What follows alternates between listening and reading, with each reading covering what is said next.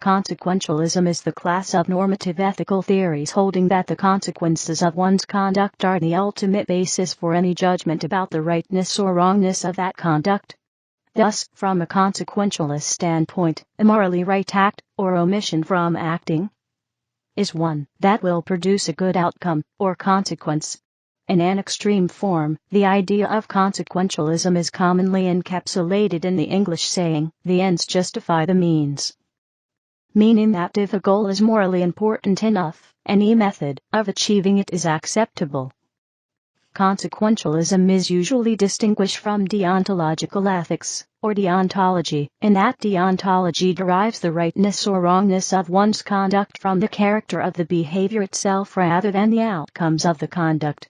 It is also distinguished from virtue ethics, which focuses on the character of the agent rather than on the nature or consequences of the act, or omission, itself, and pragmatic ethics, which treats morality like science, advancing socially over the course of many lifetimes, such that any moral criterion is subject to revision.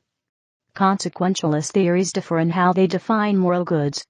Some argue that consequentialist and deontological theories are not necessarily mutually exclusive. For example, T.M. Scanlon advances the idea that human rights, which are commonly considered a deontological concept, can only be justified with reference to the consequences of having those rights. Similarly, Robert Nozick argues for a theory that is mostly consequentialist, but incorporates inviolable side constraints which restrict the sort of actions agents are permitted to do. Consequentialist philosophies. State consequentialism. Mosey supported a communitarian form of consequentialism, rather than individual pleasure or pain. It is the business of the benevolent man to seek to promote what is beneficial to the world, and to eliminate what is harmful, and to provide a model for the world. What benefits he will carry out, what does not benefit men he will leave alone. Mosey, 5th century BC, Part I. Mohist consequentialism, also known as state consequentialism, is an ethical theory which evaluates the moral worth of an action based on how much it contributes to the welfare of a state. According to the Stanford Encyclopedia of Philosophy, Mohist consequentialism, dating back to the 5th century BCE, is the world's earliest form of consequentialism, a remarkably sophisticated version based on a plurality of intrinsic goods taken as constitutive of human welfare. Unlike utilitarianism, which views utility as the sole moral good, the basic goods in Mohist consequentialist thinking are order, material wealth, and increase in population. During Mosey's era, war and famines were common, and population growth was seen as a moral necessity for a harmonious society. The material wealth of Mohist consequentialism refers to basic needs like shelter and clothing, and the order of Mohist consequentialism refers to Mosey's stance against warfare and violence, which he viewed as pointless and a threat to social stability. Stanford sinologist David Shepard Nivison, in the Cambridge History of Ancient China, writes that the moral goods of Mohism are interrelated: more basic wealth, then more reproduction; more people, then more production and wealth. If people have plenty, they would be good, filial, kind, and so on unproblematically. The Mohists believe that morality is based on promoting the benefit of all under heaven, and eliminating harm to all under heaven. In contrast to Jeremy Bentham's views, state consequentialism is not utilitarian, because it is not hedonistic or individualistic. The importance of outcomes that are good for the community outweigh the importance of individual pleasure and pain. The term state consequentialism has also been applied to the political philosophy of the Confucian philosopher Zunzi. Utilitarianism. Jeremy Bentham, best known for his advocacy of utilitarianism. Nature has placed mankind under the governance of two sovereign masters, pain and pleasure. It is for them alone to point out what we ought to do, as well as to determine what we shall do. On the one hand the standard of right and wrong, on the other the chain of causes and effects, are fastened to their throne. They govern us in all we do, in all we say, in all we think. Jeremy Bentham, The Principles of Morals and Legislation, 1789, P1. In summary, Jeremy Bentham states that people are driven by their interests and their fears, but their interests take precedence over their fears, and their interests are carried out in accordance with how people view the consequences that might be involved with their interests. Happiness on this account is defined as the maximization of pleasure and the minimization of pain. Historically, hedonistic utilitarianism is the paradigmatic example of a consequentialist moral theory. This form of utilitarianism holds that what matters is the aggregate happiness, the happiness of everyone and not the happiness of any particular person. John Stuart Mill, in his exposition of hedonistic utilitarianism, proposed a hierarchy of pleasures, meaning that the pursuit of certain kinds of pleasure is more highly valued than the pursuit of other pleasures. However, some contemporary utilitarians, such as Peter Singer, are concerned with maximizing the satisfaction of preferences, hence preference utilitarianism. Other contemporary forms of utilitarianism mirror the forms of consequentialism outlined below. Ethical egoism. Ethical egoism can be understood as a consequentialist theory according to which the consequences for the individual agent are taken to matter more than any other result.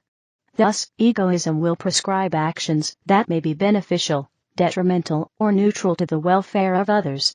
Some, like Henry Sidgwick, argue that a certain degree of egoism promotes the general welfare of society for two reasons: because individuals know how to please themselves best, and because if everyone were an austere altruist then general welfare would inevitably decrease. Ethical altruism.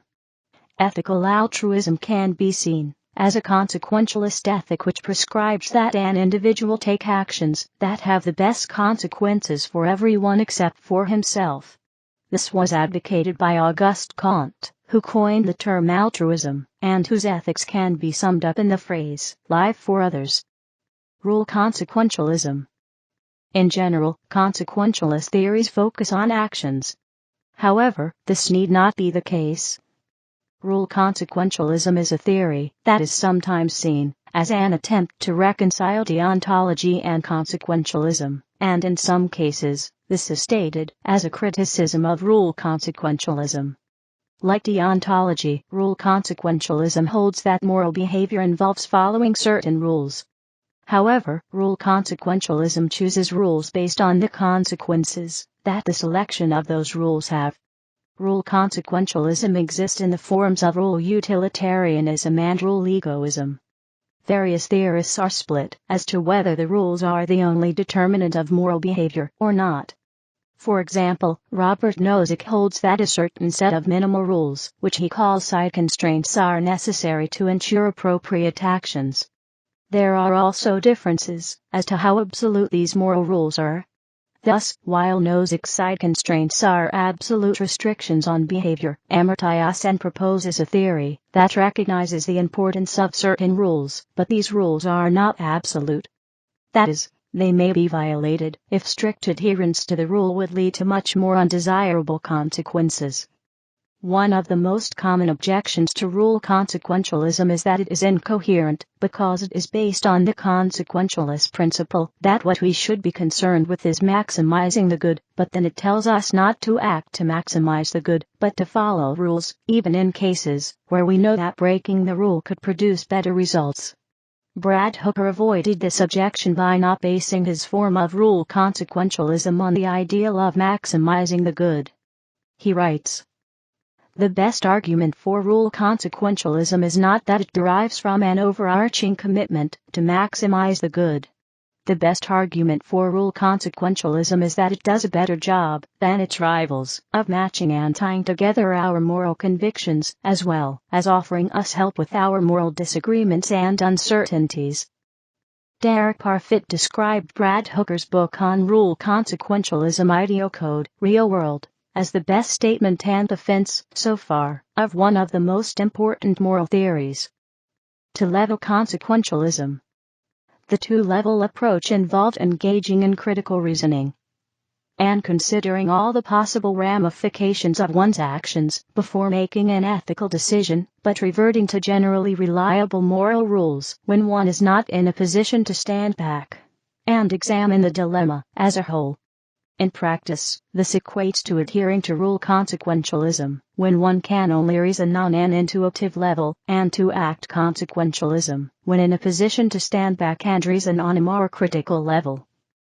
This position can be described as a reconciliation between act consequentialism, in which the morality of an action is determined by that action's effects, and rule consequentialism, in which moral behavior is derived from following rules that lead to positive outcomes. The two-level approach to consequentialism is most often associated with R.M. Hare and Peter Singer. Motive consequentialism. Another consequentialist version is motive consequentialism, which looks at the state of affairs that results from the motive to choose an action is better, or at least as good, as each of the alternative state of affairs that would have resulted from alternative actions. This version gives relevance to the motive of an act, and links it to its consequences. An act can therefore not be wrong if the decision to act was based on a right motive. A possible inference is that one cannot be blamed for mistaken judgments if the motivation was to do good. Negative consequentialism. Most consequentialist theories focus on promoting some sort of good consequences. However, one could equally well lay out a consequentialist theory that focuses solely on minimizing bad consequences. Negative utilitarianism is an actual example. One major difference between these two approaches is the agent's responsibility. Positive consequentialism demands that we bring about good states of affairs, whereas negative consequentialism requires that we avoid bad ones. Stronger versions of negative consequentialism will require active intervention to prevent bad and ameliorate existing harm. In weaker versions, simple forbearance from extending to harm others is sufficient. Often negative consequentialist theories assert that reducing suffering is more important than increasing pleasure. Karl Popper, for example, claimed from the moral point of view, pain cannot be outweighed by pleasure. While Popper is not a consequentialist per se, this is taken as a classic statement of negative utilitarianism. When considering a theory of justice, negative consequentialists may use a statewide or global reaching principle, the reduction of suffering for the disadvantaged is more valuable than increased pleasure for the affluent or luxurious. Teleological ethics. This section does not cite any references or sources. Please help improve this section by adding citations to reliable sources. Unsourced material may be challenged and removed. September 2013. Teleological ethics. Greek telos, and logos. Science is an ethical theory that holds that the ends or consequences of an act determine whether an act is good or evil. Teleological theories are often discussed in opposition to deontological ethical theories, which hold that acts themselves are inherently good or evil, regardless of the consequences of acts. Teleological theories differ on the nature of the end that actions ought to promote. Eudaimonic theories, Greek eudaimonia, happiness, hold that the goal of ethics consists in some function or activity appropriate to man, as a human being, and thus tend to emphasize the cultivation of virtue or excellence in the agent as the end of all action. These could be the classical virtues courage, temperance, justice, and wisdom that promoted the Greek ideal of man as the rational animal, or the theological virtues faith, hope, and love that distinguish the Christian ideal of man as a being created in the image of God. John Stuart Mill, an influential liberal thinker of the 19th century and a teacher of utilitarianism, albeit his teachings are a bit different from Jeremy Bentham's philosophy. Utilitarian-type theories hold that the end consists in an experience or feeling produced by the action. Hedonism, for example, teaches that this feeling is pleasure, either one's own, as in Egoism, the 17th century English philosopher Thomas Hobbes, or everyone's, as in universalistic hedonism, or utilitarianism, the 19th century English philosophers Jeremy Bentham, John Stuart Mill, and Henry Sidgwick, with its formula of the greatest pleasure of the greatest number. Other utilitarian-type views include the claims that the end of action is survival and growth, as in evolutionary ethics, the 19th-century English philosopher Herbert Spencer, the experience of power, as in despotism, the 16th-century Italian political philosopher Niccolò Machiavelli, and the 19th-century German Friedrich Nietzsche, satisfaction and adjustment, as in pragmatism, 20th-century American philosophers Ralph Barton Perry and John Dewey, and freedom, as in existentialism, the 20th-century French philosopher Jean-Paul Sartre. The chief problem for eudaemonist theories is to show that leading a life of virtue will also be attended by happiness by the winning of the goods regarded as the chief end of action. That Job should suffer and Socrates and Jesus die, while the wicked prosper, then seems unjust. Eudaimonists generally reply that the universe is moral, and that, in Socrates' words, no evil can happen to a good man, either in life or after death, or, in Jesus' words, but he who endures to the end will be saved. Utilitarian theories, on the other hand, must answer the charge that ends do not justify the means. The problem arises in these theories because they tend to separate the achieved ends from the action by which these ends were produced. One implication of utilitarianism is that one's intention in performing an act may include all of its foreseen consequences. The goodness of the intention then reflects the balance of the good and evil of these consequences, with no limits imposed upon it by the nature of the act itself, even if it be, say, the breaking of a promise, or the execution of an innocent man. Utilitarianism, in answering this charge, must show either that what is apparently immoral is not really so, or that, if it really is so, then closer examination of the consequences will bring this fact to light. Ideal utilitarianism, G. E. Moore and Hastings Rashdall, tries to meet the difficulty by advocating a plurality of ends, and including among them the attainment of virtue itself, which, as John Stuart Mill affirmed, may be felt a good in itself, and desired as such with as great intensity as any other good. Acts and omissions, and the act and omissions doctrine. Since pure consequentialism holds that an action is to be judged solely by its result, most consequentialist theories hold that a deliberate action is no different from a deliberate decision not to act. This contrasts with the acts and omissions doctrine, which is upheld by some medical ethicists and some religions. It asserts there is a significant moral distinction between acts and deliberate non-actions which lead to the same outcome. This contrast is brought out in issues such as voluntary euthanasia. A pure consequentialist would see no moral difference between allowing a patient to die by, for example, withholding food, switching off their life support machine, or actively killing them with harmful drugs. Issues in consequentialism. Action guidance. One important characteristic of many normative moral theories such as consequentialism is the ability to produce practical moral judgments. At the very least, any moral theory needs to define the standpoint from which the goodness of the consequences are to be determined. What is primarily at stake here is the responsibility of the agent. The ideal observer. One common tactic among consequentialists, particularly those committed to an altruistic, selfless account of consequentialism, is to employ an ideal, neutral observer from which moral judgments can be made. John Rawls, a critic of utilitarianism, argues that utilitarianism, in common with other forms of consequentialism, relies on the perspective of such an ideal observer. The particular characteristics of this ideal observer can vary from an omniscient observer, who would grasp all the consequences of any action, to an ideally informed observer, who knows as much as could reasonably be expected, but not necessarily all the circumstances, or all the possible consequences. Consequentialist theories that adopt this paradigm hold that right action is the action that will bring about the best consequences from this ideal observer's perspective. The real observer.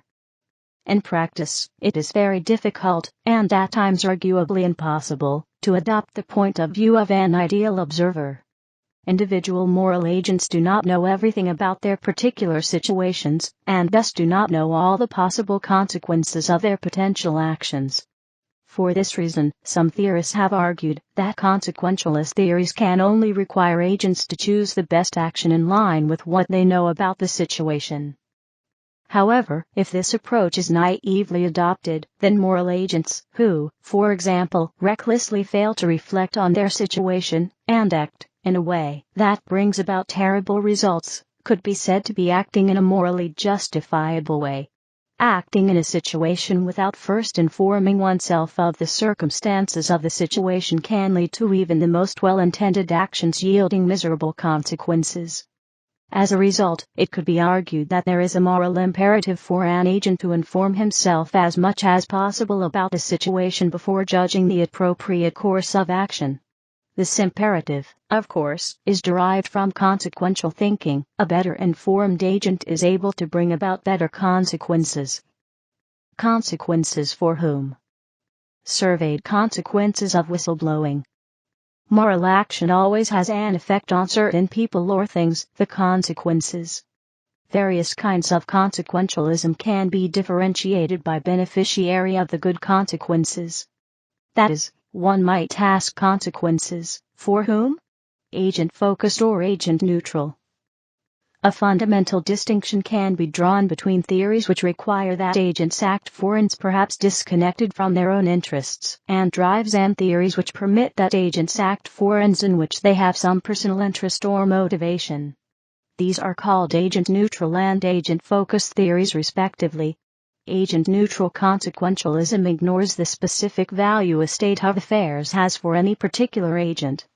Thus, in an agent-neutral theory, an actor's personal goals do not count any more than anyone else's goals in evaluating what action the actor should take. Agent-focused consequentialism, on the other hand, focuses on the particular needs of the moral agent. Thus, in an agent-focused account, such as one that Peter Railton outlines, the agent might be concerned with the general welfare, but the agent is more concerned with the immediate welfare of herself and her friends and family. These two approaches could be reconciled by acknowledging the tension between an agent's interests as an individual and as a member of various groups, and seeking to somehow optimize among all of these interests. For example, it may be meaningful to speak of an action as being good for someone, as an individual, but bad for them, as a citizen of their town. Human-centered.